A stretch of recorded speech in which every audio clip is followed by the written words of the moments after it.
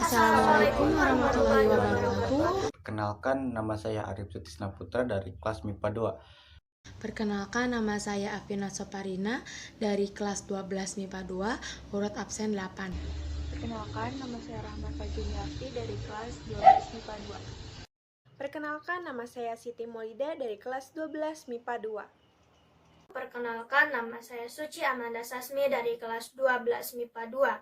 Di sini kami akan mempresentasikan materi mengenai tentang mitosis. Pengertian mitosis. Mitosis adalah peristiwa pembelahan sel yang menghasilkan dua sel anak dengan jumlah kromosom yang sama seperti sel induknya. Nah, istilah mitosis dalam arti sempit menyangkut pembelahan nukleus menjadi dua anak nukleus, dan istilah sitokinesis dipakai untuk pembelahan sitoplasma yang menghasilkan sel anak yang masing-masing mengandung sebuah nukleus anak. Nah, di mana sih terjadinya mitosis ini? Nah, pada hewan dan manusia, proses pembelahan mitosis itu terjadi di semua sel-sel tubuh atau disebut sebagai somatis, kecuali pada sel-sel kelamin yang disebut sebagai gamet. Nah, pada hewan ini terbentuknya aster dan terbentuknya alur di ekuator pada membran sel. Pada saat telofase, sehingga kedua sel anak menjadi terpisah, sementara pada tumbuhan, pembelahan mitosis terjadi di jaringan meristem seperti ujung akar dan ujung tunas batang. Nah, pembelahan mitosis juga berfungsi untuk pertumbuhan sel tubuh, mengganti sel-sel tubuh yang rusak atau bisa disebut sebagai regenerasi, dan mempertahankan jumlah kromosom. Proses mitosis menghasilkan dua sel anakan identik yang mempunyai distribusi organel serta komponen sel yang nyaris sama. Fase M, yaitu terdapat mitosis dan sitokinesis, terjadi pada siklus sel di mana sel awal terbagi menjadi dua sel anakan yang genetik sama dengan sel awal tersebut. Hasil utama dari mitosis adalah pembagian genom sel awal menjadi dua sel anakan. Selanjutnya, proses penggandaan DNA terjadi pada pertengahan interfase. Setelah penggandaan, tiap kromosom mempunyai salinan identik yang disebut sister kromatid yang berlekatan atau berdekatan pada daerah kromosom yang disebut sentrometer. Contoh terjadinya mitosis. Pembelahan mitosis terjadi pada waktu perkembangan dan pertumbuhan embrio, pada pergantian sel-sel yang telah usang seperti sel-sel darah, kulit, dan selaput usus, dan seterusnya, dan pada penyembuhan luka. Lalu ada ciri-ciri pembelahan mitosis juga. Yang pertama itu pembelahan mitosis hanya terjadi sekali. Yang kedua, jumlah sel anak yang dihasilkan dari pembelahan mitosis ini adalah 2. Yang ketiga, jumlah kromosom seorang anak sama dengan jumlah kromosom pada orang tuanya, yaitu 2N atau disebut sebagai diploid. Yang keempat, sifat sel anakan sama dengan sel induk. Yang kelima, terjadi pada sel-sel tubuh atau disebut sebagai sel somatik, jaringan embrional, termasuk ujung akar, ujung batang, lingkaran kambium. Yang keenam, tujuan dari pembelahan mitosis adalah untuk memperbanyak sel seperti pertumbuhan atau untuk memperbaiki sel yang rusak. Yang ketujuh, yang terakhir, yaitu melewati tahap pembelahan seperti tahap interfase, profase, metafase, anafase, dan telofase. Tetapi secara umum, tahap ini akan kembali ke tahap semula untuk membentuk siklus sel. Tahap mitosis. Terdapat 4 fase tahapan pembelahan mitosis, diantaranya profase, metafase, anafase, dan velofase. Namun setiap kali akan berpindah fase, keempat fase dimulai. Ada pendahuluan, istilahnya yang namanya fase pendahuluan atau interfase. Ini juga sering disebut dengan persiapan pembelahan. Pada interfase terjadi proses persiapan dan penimbuhan energi oleh sel untuk melakukan pembelahan. Selama interfase, inti sel dalam kurung nukleus dan anak inti sel dalam kurung nukleus tampak terlihat jelas, tapi kromosom pada sel malah tidak terlihat karena masih dalam bentuk kromatin.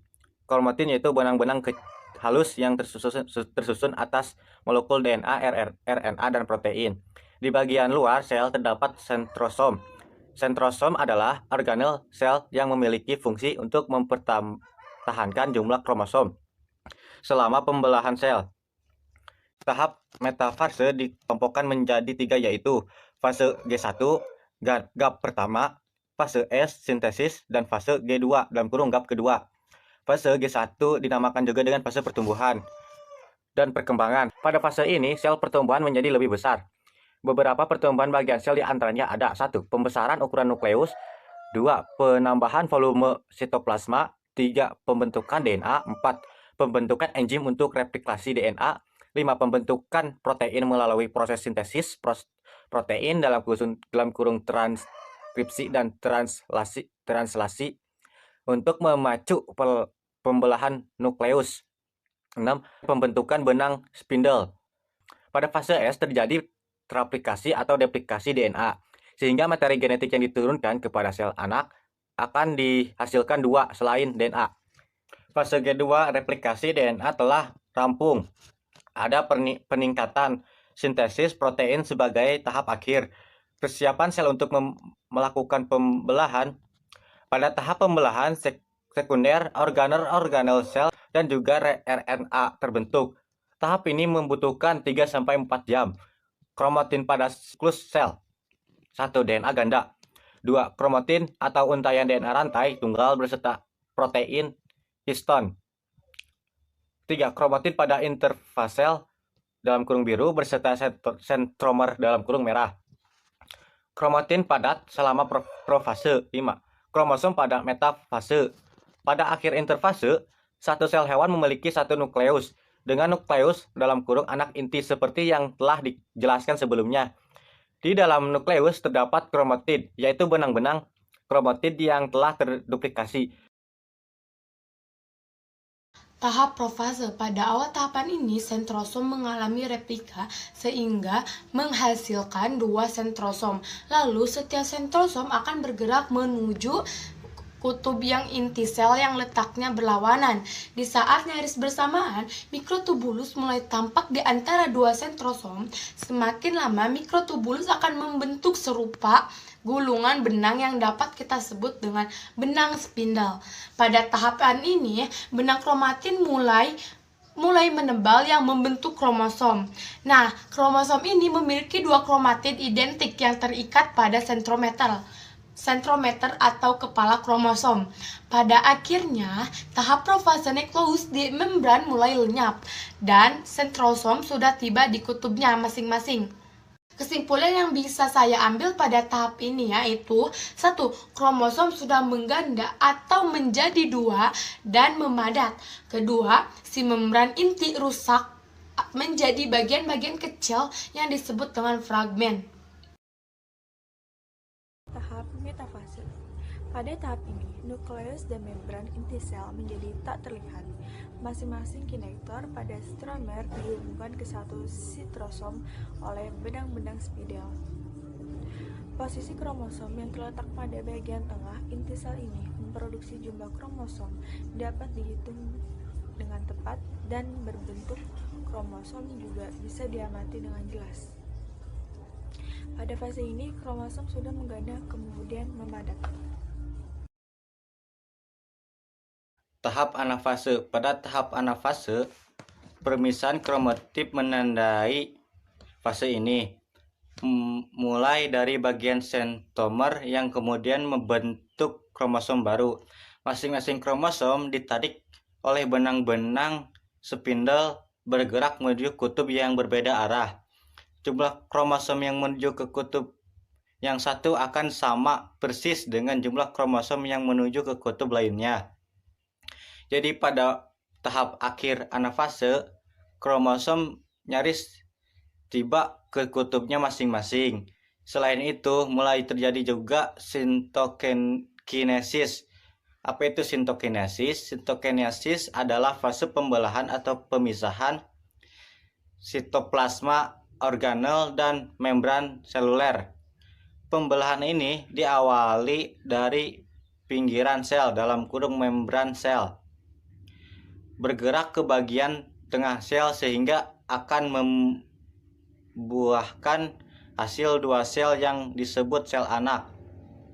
Jadi pada fase ini disimpulkan terjadi satu kromosom bergerak menuju kutub yang berlawanan. 2. Pada akhir anafase, kedua kutub sel memiliki kromosom yang jumlahnya sama. Tahap telopase. Pada tahap ini, kromosom telah tiba di kutubnya masing-masing dan terlepas dari benang spindel. Benang-benang spindel mulai menghilang dan membran inti sel juga mulai terbentuk di antara dua kelompok kromosom yang terpisah. Lalu, kromosom semakin lama akan menipis dan berubah bentuk menjadi benang-benang kromatin kembali. Nukleus atau anak inti akan kembali muncul.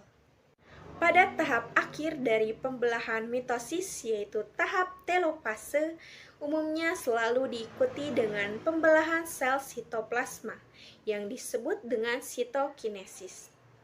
Pada saat sitokinesis, terbentuk cincin pembelahan yang berfungsi membagi sitoplasma dari satu eukaryotik sel menjadi dua sel anakan yang bersifat diploid.